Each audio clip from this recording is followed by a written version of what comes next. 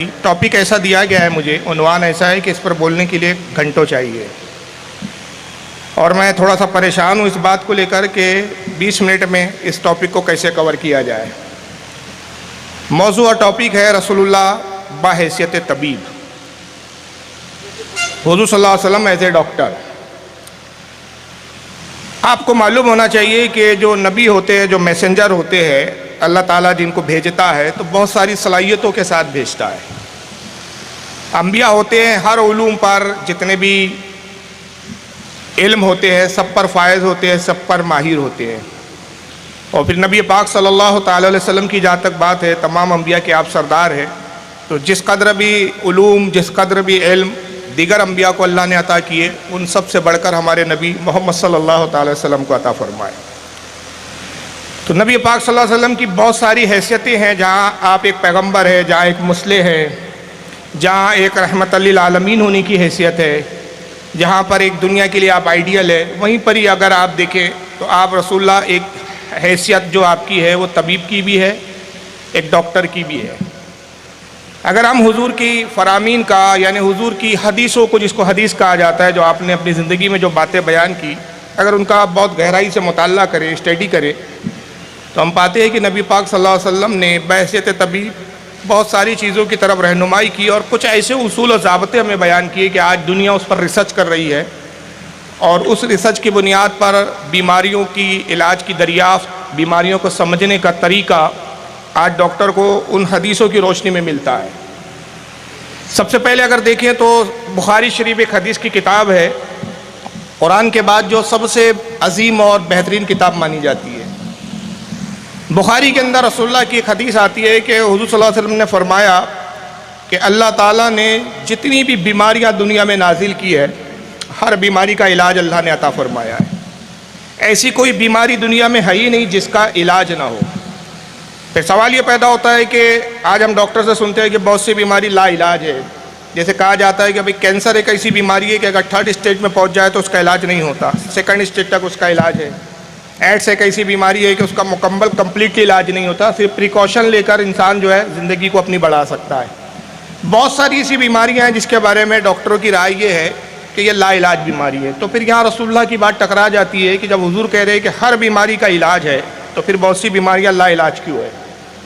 تو اس کا جواب پھر ہم کو دوسری حدیث میں ملتا ہے، اور یہ حدیث سنن ابن ماجہ کی ہے کہ آقا فرماتے ہیں کہ اللہ نے جس قدر بھی بیماری زمین پر بھیجی، اتاری ہے، سب کا علاج ہے، مگر سب کی بیماریوں کا علاج طبیب نہیں جانتے۔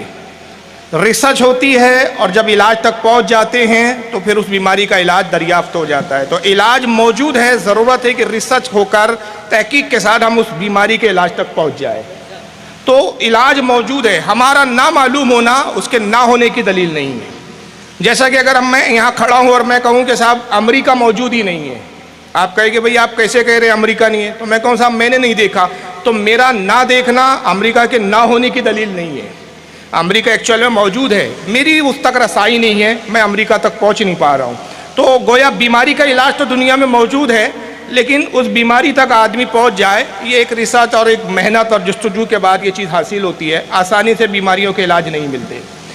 پھر ایک دوسرے مقام پر ایک حدیث میں آتا ہے، یہ بھی سنن ابن ماجہ کی حدیث ہے، کہ کچھ دیہاتی لوگ رسول اللہ کی خدمت میں حاضر ہوتے ہیں، دیہات کے رہنے والے ہیں، اور وہ کہتے ہیں یا رسول اللہ تقدیر بھی ایک چیز ہے، اللہ تعالیٰ نے تقدیر میں لکھ دیا ہے کون کتنے عرصے تک زندہ رہیں گا، اس کی لائف کیسی ہوگی، کیا کھائیں گا، کیا پئیں گا، کتنے سال جئیں گا، اور کب اس کو موت آئیں گی اور کس طرح سے مریں گا۔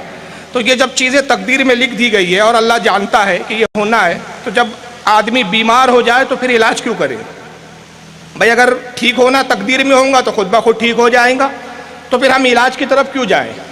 تو آقا صلی اللہ علیہ وسلم نے دیکھیے کتنے بہترین انداز میں ارشاد فرمایا کہ علاج کرنا بھی تقدیر کا حصہ ہے، علاج کرنا بھی تقدیر کا حصہ ہے۔ تو تقدیر کے ساتھ تدبیر بھی ہے، یہ نہیں ہے کہ آپ صرف تقدیر کے بہانہ لے کر بیٹھ جائیں اور تدبیر کو اختیار نہ کریں۔ تدبیر مطلب آپ کو محنت کرنا ہے، جستجو کرنا ہے، تو علاج کرنا بھی جو ہے وہ تقدیر کا ایک حصہ ہے۔ یہی وجہ ہے کہ اللہ کے نبی نے خود بعض وقت بشری اعتبار سے، چونکہ آپ ظاہراً ایک بشر بھی تھے، ایک انسان بھی تھے، تو آپ بھی بیمار ہوئے، تو حدیثوں میں ہم کو یہ بھی ملتا ہے کہ کن کن امراضوں کے وقت رسول اللہ نے خود کس طرح سے علاج کیے۔ میں 2-4 باتیں بولوں گا، زیادہ وقت نہیں ہے، ورنہ یہ میرا اتنا فیوریٹ ٹاپک ہے. اس پر میری ایک تقریر ہوئی تھی انجمن پولی ٹیکنیک میں نے اس پہ 2 یا 2.5 گھنٹے بولا تھا، اور انٹرنیٹ پر تقریر موجود ہے. اور وہی موضوع آج تھا. کہنا بہت کچھ چاہتا تھا لیکن وقت کی میرے پاس قلت ہے. آج میڈیکل سائنس ایک بات اعتراف کرتی ہے اور یہ کہتی ہے کہ علاج سے بہتر پرہیز ہے. بیماری سے بچنا ہے تو پرہیز زیادہ بہتر ہے. علاج تو ہوتا ہے لیکن اگر ہم پرہیز کریں تو بیماری کے قریب ہم جاتے نہیں ہیں. اب پرہیز جو ہے وہ 3 قسم کا ہوتا ہے. پرہیز میں کیا آتا ہے؟ ایک ہوتا ہے کہ ہم اپنی جسم کی، اپنی باڈی کی جو ہے ظاہری طور پر حفاظت کریں، یا اس کو ہم یہ کہہ سکتے ہیں، میں ایک اپنے ورڈ میں کہوں کہ ایکسٹرنل کلیننگ جس کو ہم کہہ سکتے ہیں انگلش میں، یعنی باہری طور پر اپنے جسم کو صاف رکھنا. اگر ہم باقاعدہ نہاتے ہیں، بدن کو صاف رکھتے ہیں تو ہمارا بدن تندرست رہے گا، بیماری سے ہم اتنا دور رہیں گے. جتنی ہم پریکاشن لیں گے، جتنا ہم اپنے جسم کو صاف ستھرا رکھیں گے، ماحول کو صاف ستھرا رکھیں گے، گھر کو صاف ستھرا رکھیں گے، اتنا ہی ہم بیماری سے بچیں گے. یہ کیا ہے؟ ایک پرہیز. دوسرا ہوتا ہے انٹرنل کلیننگ. انٹرنل کیا ہے؟ اندرونی صفائی. اب اندرونی صفائی کیسے کی جائے باڈی کے اندر؟ یہ 3 اصول پر اللہ کے نبی صلی اللہ علیہ وسلم کی میڈیکل سائنس ٹکی ہوئی ہے. حضور نے کہا کہ اندرونی صفائی کا بھی خیال رکھنا ہے. اس میں کیا ہے؟ چیزوں کے حلال اور حرام ہونے کے درجے بنا دیے کہ یہ چیز تمہیں کھانا ہے اور یہ چیز تمہیں نہیں کھانا ہے. تو جس کو حلال کیا اللہ تعالیٰ نے، وہ چیز اگر آپ کھائیں گے تو یقیناً آپ کے جسم کے اندر کے حصوں کو وہ فائدہ بخش چیزیں ہوں گی، اور جسم کے باہر میں بھی اس کا جو ہے نکھار آپ کو نظر آئیں گا. لیکن اگر آپ وہ چیزوں کو استعمال کرتے ہیں، وہ چیزیں کھاتے ہیں جس کو منع کیا گیا، ممانعت کی گئی، کیونکہ اللہ تعالیٰ بہتر جانتا ہے. اس نے انسان کو بنایا تو ہر وہ سائنٹسٹ جو ایک مشین بناتا ہے، اس مشین کے بارے میں سب سے زیادہ جانتا ہے. انسان کی جو ایک مشین ہے، انسان کی ایک مشین کی طرح ہے، اس کو رب تبارک و تعالیٰ نے بنایا. وہ خوب جانتا ہے کہ اس مشین کو چلانا کیسے ہے اور کون سی چیزیں ہیں اس مشین کو جو بگاڑ دیتی ہے، اس کا سسٹم خراب کر دیتی ہے. تو اللہ تعالیٰ نے کچھ چیزیں حلال کی، کچھ چیزیں حرام کی. کہا یہ کھانا ہے، یہ کھاؤ گے فائدہ بخش ہوں گی تمہاری باڈی کے لیے، یہ چیز کھاؤ گے نقصان ہوگا. تو حرام چیزوں سے بچنا یہ انٹرنل صفائی ہے، یعنی اس کو ہم کہہ سکتے ہیں کہ اندرونی صفائی رکھنا. اور تیسری ایک صفائی آتی ہے بیماری سے بچنے کے لیے، جس کو ہم کہہ سکتے ہیں روح کی صفائی. اگر میں اس کو انگلش میں کہوں تو سول کلیننگ جس کو ہم کہہ سکتے ہیں، روح کی صفائی. روح کی صفائی کیسے ہوں گی؟ روح کی صفائی جو ہے وہ کھانے پینے کی چیزوں سے یا اس کے پرہیز سے یا اس کے کھانے سے نہیں ہوتی، بلکہ وہ ہوتی ہے اچھے اعمال، نیکی. اگر آپ اچھے عمل کرتے ہیں اور برے کاموں سے بچتے ہیں تو یہ آپ کی روح کی صفائی ہے. اگر یہ 3 چیزوں پہ آپ کاربند ہے، پابند ہے، تو یہ پرہیز وہ ہے جو آپ کو ظاہری اور باہری ہر طرح کی بیماری سے بچاتا ہے. اب اسی ضمن میں اگر آپ دیکھیں کہ ابھی کرونا کال گزرا ہمارا، تو بیماری سے بچنے کے لیے بہت تاکید کی گئی، بڑے ایڈ کیے گئے اور بہت بڑے بڑے وگیاپن چلائے گئے ٹی وی پر، ریڈیو پر، حتیٰ کہ موبائل کی رنگ ٹونوں میں وہ امیتابھ بچن صاحب کی آواز آتی تھی. اور وہ کیا آتی تھی؟ صاحب ہاتھ دھوئیے. کیوں؟ کورونا سے بچنا ہے تو بچنے کا انہوں نے جو طریقہ بتایا وہ ہاتھ دھونے کا. تو میں حیران ہو جاتا ہوں کہ آج اتنے عرصے کے بعد سائنس اس بات کی طرف ریسرچ کے بعد پہنچی کہ کسی بھی بیماری کے جراثیم سے اگر بچنا ہے، بیکٹیریا سے بچنا ہے، تو صفائی بہت ضروری ہے. اور صفائی میں سب سے جو اصلی حصہ ہوتا ہے باڈی کا، وہ آپ کے ہاتھ ہوتے ہیں، کیونکہ ہاتھ ہی وہ ایک چیز ہے جو آپ کی ناک کی طرف جاتے ہیں. اگر ہاتھ پہ جراثیم ہو جائے تو وہ بیکٹیریا جو ہے یا وہ جو کیٹانو ہیں سانس کے ذریعے آپ کی باڈی میں انٹر ہو سکتے ہیں. کھانا کھاتے ہیں آپ اسی ہاتھ سے، غذا کے ساتھ آپ کی باڈی میں جا سکتے ہیں، اس سے آدمی بیمار ہوگا. تو انسان کو بیماری سے بچنے کے لیے سب سے اہم جو چیز ہے اس کی ہاتھ کی صفائی. تو کورونا سے بچنے کے لیے کہا گیا کہ بار بار ہاتھ دھوئیے. مگر آپ دیکھیے محمد صلی اللہ علیہ وسلم کیسے بہترین ڈاکٹر ہے. 1400 سال پہلے وضو ہمیں دے دیا سرکار نے اور کہا کہ تمہیں 5 مرتبہ تو کمپلسری ہاتھ دھونا ہے. اب کمپلسری اس لیے ہو گیا، فرض قرار دے دیا. کیوں؟ کیونکہ مسلمان پر نماز فرض ہے اور نماز سے پہلے وضو کرنا فرض ہے. بغیر وضو کیے، بغیر ہاتھ منہ دھوئے وہ نماز ہی نہیں پڑھ سکتا. عبادت کے ذریعے ہاتھ دھونے کی جو ہے تعلیم دی اور ہاتھ دھونے کو لازم کر دیا. تو گویا اس سے ذہن ملتا ہے کہ 1400 سال پہلے اللہ کے نبی نے خود بتا دیا کہ پرہیز ہی جو ہے وہ اصلی علاج ہے. تو ایک تو یہ ہو گیا ہاتھ دھونے کا معاملہ. اب دوسرا آئیے غذا کی اگر ہم بات کریں، یعنی اگر ہم اپنے جسم کو اندر سے صاف ستھرا رکھنا چاہتے ہیں، بیماریوں سے بچانا چاہتے ہیں، تو ہمیں کھانے کو لے کر بہت بیلنسنگ ایک ضابطہ اور ایک اصول بنانا چاہیے. اس تعلق سے ایک واقعہ تاریخ میں ملتا ہے. روم کا ایک بادشاہ تھا جس کا نام ہے مکوکش. مکوکش نے یہ کیا کہ حضور صلی اللہ علیہ وسلم کے زمانے میں مدینے میں سرکار رہتے تھے، مدینہ شہر ہے، آج بھی نام مدینہ ہی ہے. مکوکش نے ایک حکیم اور ایک طبیب کو بھیجا اور اس نے کہا کہ صاحب تمہیں پیمنٹ جو ہے وہ ہماری طرف سے ملیں گی، تمہارا کام یہ ہے کہ صرف فری میں جو ہے تم کلینک چلاؤ. یعنی میں کہہ سکتا ہوں کہ جو آج خدمت فاؤنڈیشن کام کر رہی ہے اس کا بھی تصور 1400 سال پہلے پایا جاتا ہے کہ فری آف کاسٹ جو ہے وہ لوگوں کی خدمت کے لیے کلینک چلانا. تو صاحب وہ مکوکش کا جو حکیم تھا، طبیب تھا، ڈاکٹر تھا، وہ مدینے آیا اور اس نے ایک کلینک کھولا اور اعلان کر دیا کہ صاحب کسی کو کوئی پیسہ دینے کی ضرورت نہیں، جو بھی بیمار ہو میرے پاس آئیں، میں فری میں اس کا علاج کروں گا. لیکن بڑی حیرانی اس کو اس وقت ہوئی کہ 1 مہینہ گزر گیا، روزانہ وہ ٹائم کے وقت آتا اور اپنا کلینک کھول کے بیٹھ جاتا، لیکن 1 مہینے میں ایک بھی مریض اس کے پاس نہیں آیا. وہ بڑا حیران ہوا کہ کیا مدینے میں کوئی بیمار نہیں ہوتا ہے؟ بھائی یہاں بھی انسان ہی رہتے ہیں، اور جہاں انسان کی ایک آبادی ہوتی ہے، ایک سوسائٹی ہے انسان کی، تو وہاں بیماری ہونا لازمی ہے. یہ کیسی سوسائٹی ہے کہ جہاں کوئی بیماری نہیں ہوتا؟ 1 مہینے تک جب اس کے پاس کوئی بیمار نہیں آیا تو وہ آتا ہے رسول اللہ صلی اللہ علیہ وسلم کے پاس اور کہتا ہے کہ اے پیغمبر اب مجھے اجازت دیجیے، میں روم واپس جانا چاہتا ہوں. آپ نے کہا کیا بات ہے، تمہارا کلینک یہاں تم نے کھولا ہے، آخر کیا مدینہ تمہیں راس نہیں آ رہا ہے؟ کہا نہیں، مدینے کی آب و ہوا تو بڑی اچھی ہے، میں رہنا بھی چاہتا ہوں، لیکن بات یہ اصل میں یہاں پر کہ کوئی بیماری نہیں ہوتا. تو حضور صلی اللہ علیہ وسلم نے فرمایا جانتے ہو یہاں بیمار کیوں نہیں ہوتے لوگ؟ کہا اے محمد صلی اللہ علیہ وسلم بتائیے. کہا اس لیے کہ میں نے اپنے چاہنے اور ماننے والوں کو بڑی تاکید کے ساتھ، بہت زیادہ سختی کے ساتھ یہ حکم دیا ہے، اور اس کو انہوں نے مجھ پر وہ عمل کرتے ہیں، یہی وہ عمل ہے جس کی بنیاد پر وہ بیمار نہیں ہوتے. کہا وہ کون سی چیز ہے؟ آپ نے فرمایا کہ میں کھانے کے تعلق سے میں نے ایک اصول و ضابطہ بنایا ہے، اور اصول و ضابطہ یہ بنایا ہے کہ جب تک بھوک نہ لگے تم کھانا نہ کھاؤ. جب تک، پہلا اصول کہ جب تک بھوک نہ لگے اس وقت تک تم کھانا نہ کھاؤ. دوسرا یہ کہ جب کھانا کھانے بیٹھو اپنے پیٹ کے 3 حصے کر لو. 3 حصے یہ کہ ایک حصے میں تم غذا کھاؤ یعنی فوڈ کھاؤ، دوسرے حصے میں پانی، اور تیسرے حصے میں جو ہے تم ہوا کو رکھو. یعنی کھانا جانوروں کی طرح نہیں کھانا ہے. تو میرے ماننے والے اس پر عمل کرتے ہیں، لہٰذا یہی وجہ ہے کہ وہ بیمار نہیں پڑتے. اور آج آیوروید کی ریسرچ بتاتی ہے کہ ساری بیماریوں کی جڑ پیٹ ہوتا ہے. اور پیٹ کب خراب ہوتا ہے اور بیماریاں کب پیدا ہوتی ہے؟ جب ہم آل فال کھاتے ہیں اور خوب زیادہ کھاتے ہیں. اور زیادہ کھانے کا سب سے بڑا جو رزلٹ آتا ہے سامنے وہ کیا آتا ہے؟ موٹاپا. اور پھر موٹاپے سے بھی روکنے کے لیے حضور صلی اللہ علیہ وسلم نے ایک اصول بیان کیا اور فرمایا کہ اللہ تعالیٰ موٹے آدمی کو پسند نہیں کرتا. تو صحابہ نے عرض کیا اللہ کے نبی، اس کو امام منذری نے ترغیب و ترہیب میں اس حدیث کو لکھا ہے. کہا کہ اللہ کے رسول کیا بات ہے کہ موٹے آدمی کو اللہ کیوں پسند نہیں کرتا؟ آپ نے فرمایا اس لیے کہ موٹے آدمی دوسروں کے لیے تکلیف دہ ہوتا ہے. اب کچھ لوگ بیٹھے اور وہاں ایک موٹا آدمی آ جائے تو سب کو بیٹھنے والوں کو ڈسٹرب کر دے گا وہ. ایک چیز تو یہ ہے.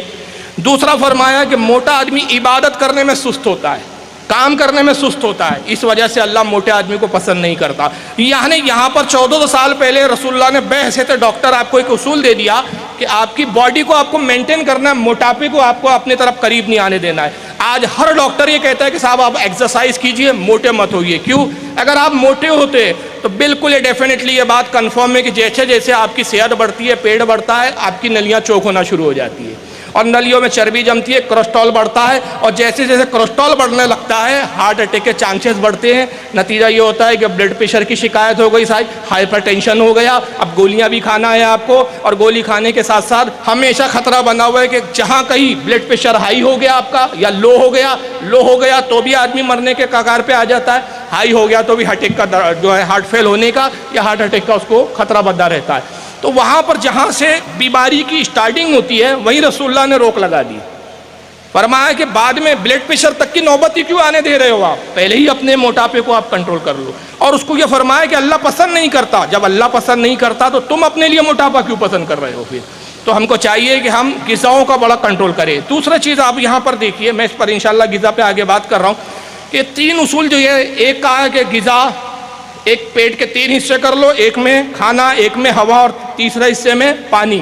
اب پانی کی طرح اگر ہم دیکھیں، آج میڈیکل سائنس اس کو پروف کر چکی ہے کہ ایک نارمل انسان کو 24 گھنٹے میں کم از کم 3 لیٹر پانی پینا چاہیے. وجہ کیا ہے؟ پانی کی کمی اگر ہو جاتی ہے تو نتیجہ یہ ہوتا ہے کہ بہت ساری بیماریاں ہونے شروع ہو جاتی ہے.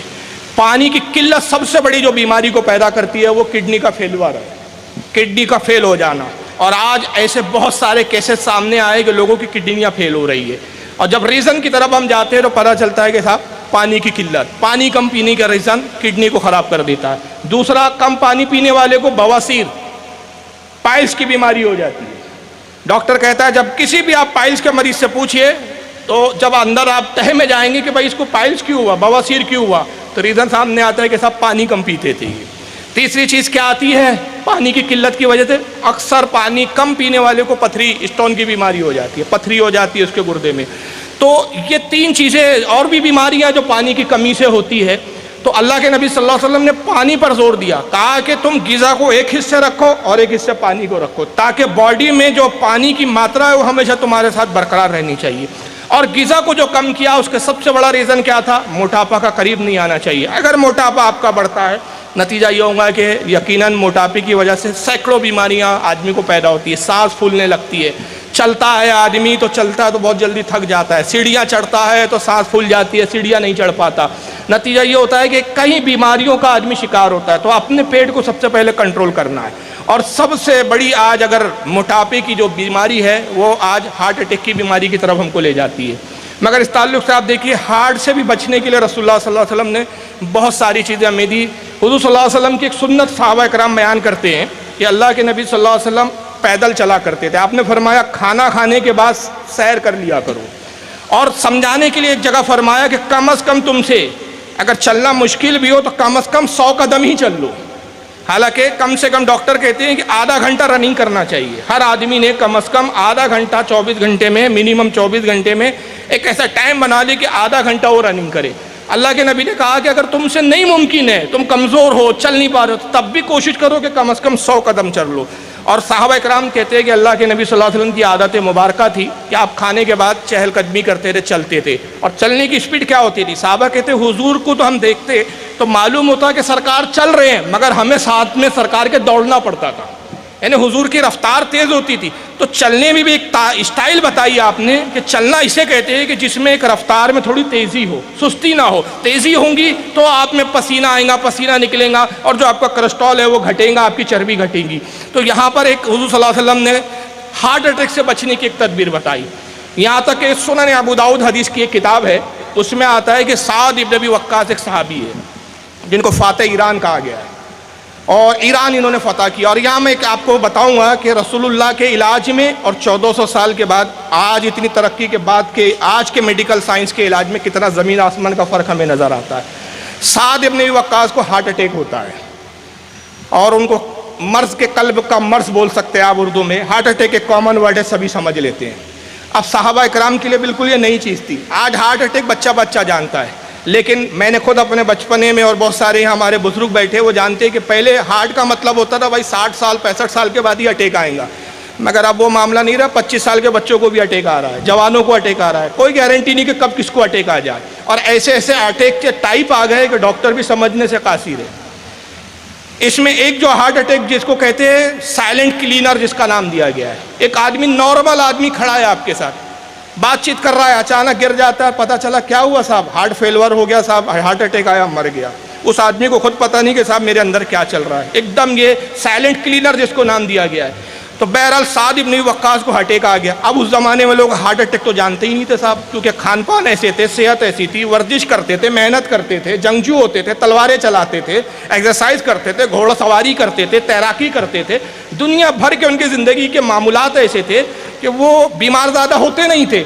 اب سعد ابن وقاص کو جب ہارٹ اٹیک آتا ہے تو صحابہ اکرام آپس میں گفتگو کر رہے ہیں۔ اب یہ ہاتھ پہ دل پر ہاتھ رکھے ہوئے ہیں، اور ہائے درد، یہاں درد ہو رہا ہے، یہاں درد ہو رہا ہے، چھاتی میں درد ہو رہا ہے، ہاتھ میں درد ہو رہا ہے۔ کیونکہ ایک اٹیک کا یہ بھی ہے کہ جب ہارٹ اٹیک کی سٹارٹنگ ہوتی ہے تو سینے سے ہارٹ اٹیک کا درد شروع ہو کے پھیلنا شروع ہوتا ہے، پھر یا تو لیفٹ ہینڈ یا رائٹ ہینڈ تک آئے گا، اور اتنا درد بڑھتا ہے کہ آپ کی انگلیوں تک آ جاتا ہے۔ یہاں بہت سارے ڈاکٹر بیٹھے، وہ بھی سوچ رہے ہوں گے یار یہ کیا بول رہے ہیں، وہ خود اس بات کی تصدیق کریں گے کہ میں جو بول رہا ہوں بالکل اسٹڈی کے ساتھ بول رہا ہوں۔ حالانکہ میں ڈاکٹر نہیں ہوں، لیکن مجھے شوق ہے، میں پڑھتا ہوں یہ چیزیں۔ تو ہارٹ اٹیک اب ان کو ہو گیا، وہ پکڑے ہوئے صاحب درد ہو رہا ہے، وہ تو درد سمجھ رہے، وہ نہیں جانتے اس کو ہارٹ اٹیک کہا جاتا ہے۔ تو ایک صحابی کہتے ہیں وہاں حضور کے کہ معلوم ہوتا ہے سعد پر کسی بھوت پریت کا سایہ ہے، کسی بھوت نے جکڑ لیا۔ پھر ایک کہنے والے کہتے ہیں نہیں صاحب کوئی چڑیل آ گئی ہے، کسی نے کہا نہیں ان پہ جادو کر دیا گیا ہے۔ تبھی اللہ کے رسول صلی اللہ علیہ وسلم آتے ہیں، اور سعد ابن ابی وقاص اس حدیث کے راوی خود ہے، وہ کہتے ہیں حضور نے میرے سینے پر، جہاں ہارٹ ہوتا ہے دل ہوتا ہے، میرے دل پر ہاتھ رکھا، اور رکھنے کے بعد آپ نے فرمایا کہ نہیں تم سب غلط کہتے ہو، سعد کو قلب کا دورہ پڑا ہے، ہارٹ اٹیک ہوا ہے۔ یہاں پر میں ایک سنی عقیدے کی بات کہوں گا اہل سنت کے، کہ دیکھیے آج ہارٹ اٹیک کا پتہ کیسے لگاتے ہیں ہم ڈاکٹرز۔ سب سے پہلے جب آپ ایک ہارٹ کے مریض کو لے جاتے ہیں تو سب سے پہلے تو بلڈ پریشر چیک کیا جاتا ہے. بھائی بلڈ پریشر کا لیول کیا ہے؟ ہائی لیول ہے، ہاں صاحب اٹیک ہو سکتا ہے. ایک اسٹیپ ہوا. سیکنڈ میں ای سی جی شروع کر دیتے ہیں. بھائی ای سی جی سے دلوں کی دھڑکن پتہ چلتی ہے. پھر آپ کا ایکو بھی آ گیا. اب وہ ترقیاں ہوتے جا رہی ہے اور اس کے بعد پھر خون کے ٹیسٹ ہوتے ہیں اور خون کے ٹیسٹ سے بھی پتہ لگایا جاتا ہے کہ بھائی یہ اٹیک مائنر تھا کہ میجر تھا، کس لیول کا ہارٹ اٹیک تھا. یعنی جب تک ہم ایک پروسیجر سے گزرتے نہیں ہیں اور ایک پورے پروسیجر کے بعد ڈاکٹر طے کرتا ہے کہ بھائی ہاں ہارٹ ہی تھا اور اس کے بعد پھر علاج شروع ہوتا ہے. مگر آپ قربان جائیے، رسول اللہ کے پاس کوئی بلڈ پریشر کی مشین نہیں ہے صاحب. حضور صلی اللہ علیہ وسلم کے پاس کوئی ای سی جی مشین نہیں ہے.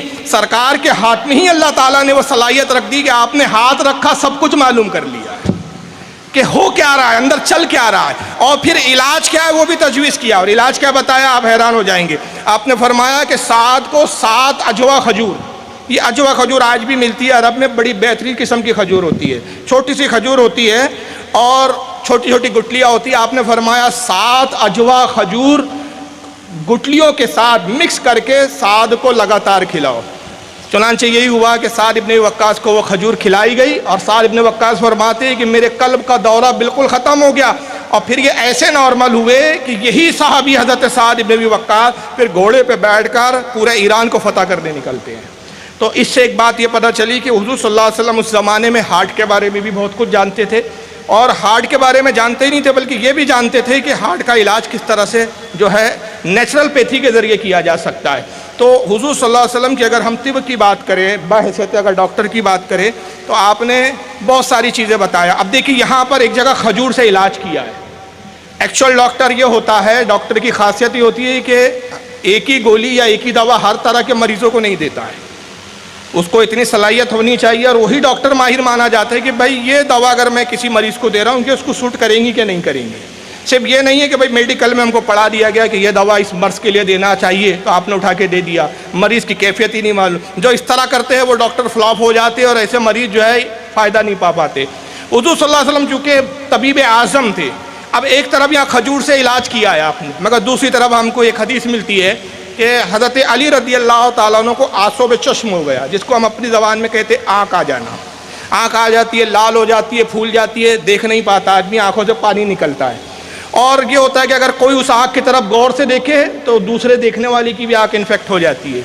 تو حضرت علی کو آنسو چشم ہو گیا اور کچھ عرصے کے بعد آپ علاج سے جو ہے درست ہو گئے، صحت مند ہو گئے. ایک دعوت میں آپ جاتے حضور کے ساتھ تو وہاں کھجور لا کے رکھ دی گئی.